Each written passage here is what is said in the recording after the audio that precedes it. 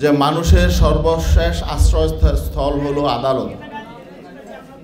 কিন্তু আমরা বিগত দিনে কি দেখেছি, এই আদালতকেও দলীয় স্বার্থে, গোষ্ঠী স্বার্থে, ব্যক্তি স্বার্থে ব্যবহার করা হয়েছে এবং ক্ষমতা দীর্ঘায়িত করার জন্যে অত্যন্ত নির্লজ্জভাবে আদালতকে ব্যবহার করা হয়েছে। এবং আমরা দুঃখের সাথে বলতে চাই যে বাংলাদেশের সবচাইতে যিনি ইনসাফগার হবেন, আদালতের প্রধান বিচারপতি, আজকে আমরা কি দেখতে পাচ্ছি, সেই প্রধান বিচারপতি দেশকে অস্থিতিশীলতার দিকে নিয়ে যাওয়ার জন্য ভূমিকা পালন করেছে।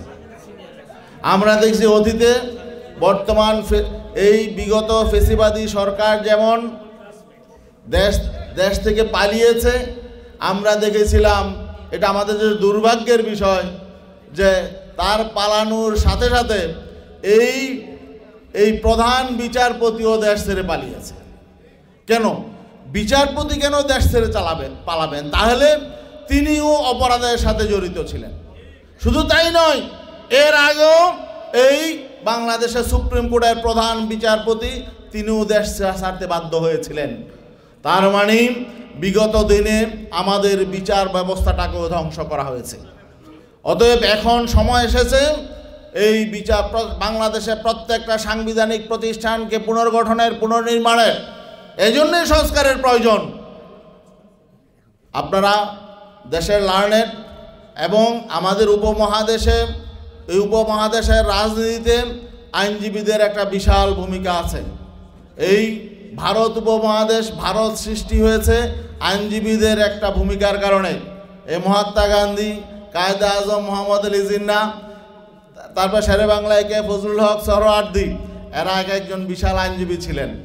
তাদের বদৌলতে আমরা এই ইংরেজদেরকে দেশ থেকে তাড়িয়েছি, পাকিস্তান সৃষ্টি হয়েছে এবং বাংলাদেশের জন্ম নিয়েছে, ভারতের সৃষ্টি হয়েছে। অতএব আইনজীবীরা যদি তারা সঠিকভাবে দায়িত্ব পালন করে, তাহলে যেমন একটা ভালো দেশ নির্মাণ হতে পারে, তেমনিভাবে মানুষের অধিকার প্রতিষ্ঠা হতে পারে। এই জন্যে আইনজীবীদেরকে আসলে কোন বিষয়টা বিবেচনায় রাখতে হবে। আমরা ইসলামী আইনজীবী পরিষদ, আমাদের ভিত্তি হবে ইসলাম। ইসলামের আইনের উৎস চারটা: কোরআন, হাদিস, এজমা, কিয়াস। এর মধ্যে দুটা অপরিবর্তনীয়, কোরআন এবং হাদিস। শুধু কোরআন আল্লাহর পক্ষ থেকে, আর তিনটা বিষয় মানুষ। হাদিস আল্লাহর রাসূল সাল্লাল্লাহু আলাইহি ওয়াসাল্লাম তিনি বাস্তবতার আলোকে কিছু আইন দিয়ে গেছেন, এটা পরিবর্তন করা যাবে না। কোরআনের আইন অপরিবর্তনীয়। বাকি যে দুটা বিষয়, এজমা এবং কিয়াস, এটা কিন্তু মানুষই করবে। অতএব ইসলামের আইনের কোনো সংকট নেই। ইসলাম গোটা মানব সম্প্রদায়ের জন্য, এবং ইসলাম হলো একটা বলা চলে যে সকল যুগের জন্য উপযোগী। অতএব কেউ যদি বলে যে 1400 বছর আগের আইনে এখন চলবে না, না, 1400 বছর আইন কেন, ইসলামে প্রয়োজনের আলোকে নতুন করে আইন সংস্কারের সুযোগ আছে, ইজমা আছে, কিয়াস আছে। অতএব ইসলাম সকল যুগের জন্য আইন দিতে প্রস্তুত। অতএব আজকে এই বিষয়টাকে ইসলামী আইনজীবী পরিষদ যারা আপনারা রয়েছেন, আপনাদেরকে তুলে ধরতে হবে, ইসলামের সৌন্দর্য তুলে ধরতে হবে।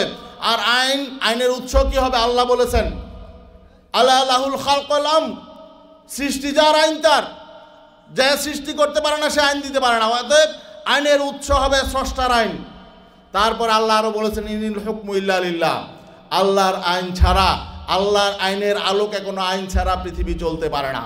অতএব আজকে আমরা কেন এত সংকট, এই আমাদের দেশে কেন এত সংকট? এখানে 92% মানুষ আমরা মুসলমান, কিন্তু আজকে আমরা আল্লাহ আমাদের জন্য কি বিধান দিয়েছে, আল্লাহ রাসূল কি আইন দিয়েছে, বিধান দিয়েছে, এটা নিয়ে আমরা চিন্তা গবেষণা করি না। আমাদের আইনজীবীদেরাও সেই চিন্তা গবেষণা করে না। আইনজীবীদেরকে আমি অনুরোধ জানাবো, আপনারা মূলে ফিরে আসেন। মানুষের মুক্তির জন্য আল্লাহ যে সনদ দিয়েছেন, যে আইন দিয়েছেন, আল্লাহ রাসূল যে বিধান দিয়েছেন, এটা নিয়ে আপনার চিন্তা গবেষণা করেন। এটা কিভাবে ইমপ্লিমেন্ট করা যায়, সেই ব্যাপারে আপনার ঐক্যবদ্ধ হন। এবং আজকে বাংলাদেশটা যে জায়গায় এসে দাঁড়িয়েছে, এই আইন সকল সাংবিধানিক প্রতিষ্ঠান ধ্বংস হয়ে গেছে। সবচাইতে বেশি দুরবস্থা হলো এই আইনাঙ্গনের।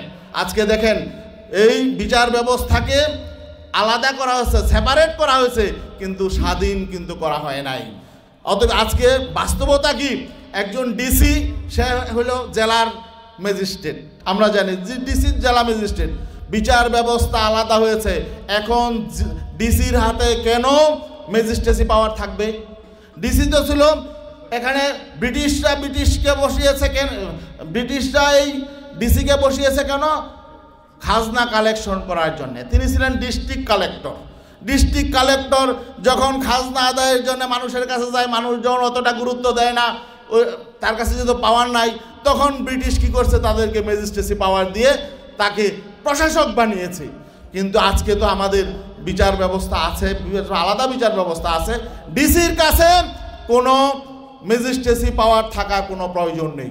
এখানে বিচার ব্যবস্থা আছে, বিচার ব্যবস্থা আমাদের এখানে জেলা জজ আছে এবং সেখানে জুডিশিয়াল ম্যাজিস্ট্রেট আছে, তারাই যথেষ্ট।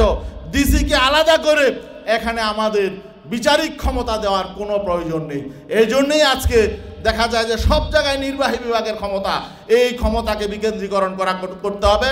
এবং এই সংস্কারগুলো যদি আমাদের সম্পন্ন না হয়, তাহলে আগামীতে আমরা কোনো সুশাসন পাবো না। সুশাসনের পূর্ব শর্ত হলো সুবিচার। সুবিচার যদি না হয়, যাদের হাতে বিচারের দায়িত্ব, তাদের হাতে যদি বিচারের ক্ষমতা না থাকে, তাহলে কোনোদিন আমাদের সুশাসন প্রতিষ্ঠা হবে না আগামীতে। এই জন্য আমরা বলছি, দলীয় সরকার আবার যদি ক্ষমতা আছে, সংস্কার করবে না। এই জন্যে বর্তমান অন্তর্বর্তীকালীন সরকারকে এই মৌলিক সংস্কারগুলো করে তারপরে নির্বাচনের ব্যবস্থা করতে হবে। তাহলেই জুলাই বিপ্লবের আকাঙ্ক্ষা, আমাদের সন্তানরা যে জীবন দিয়েছে এবং রক্ত দিয়েছে, অসংখ্য হাজারো হাজারো তারা আহত হয়েছে, তাদের সেই আকাঙ্ক্ষা পূরণ হবে, জনগণের প্রত্যাশা পূরণ হবে। সবাইকে আন্তরিক ধন্যবাদ জানিয়ে শেষ করছি। আসসালামু আলাইকুম রহমতুল্লাহ।